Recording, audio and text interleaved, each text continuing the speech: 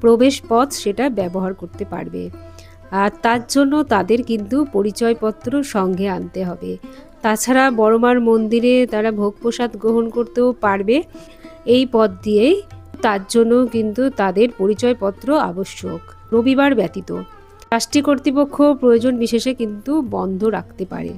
বড়মাকে পুজো দেওয়া নিয়ে নৈহাটিবাসীদের অনেক দিন ধরে এক অভিযোগ ছিল। বাইরের থেকে বহু মানুষ আসে বড়মার কাছে দর্শন করে, পুজো দেয়, যে এত ভিড় হয় তার জন্য তারা সেইভাবে বড়মার কাছে গিয়ে পৌঁছাতে পারে না। বড়মার কৃপাতে, বড়মার ইচ্ছাতেই এই অভিযোগ দূর করে এই নতুন ব্যবস্থা হলো তাদের জন্য।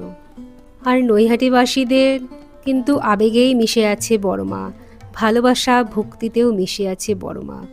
তাই তাদের জন্য এই নতুন ব্যবস্থা, যেটা খুব ভালো হয়েছে।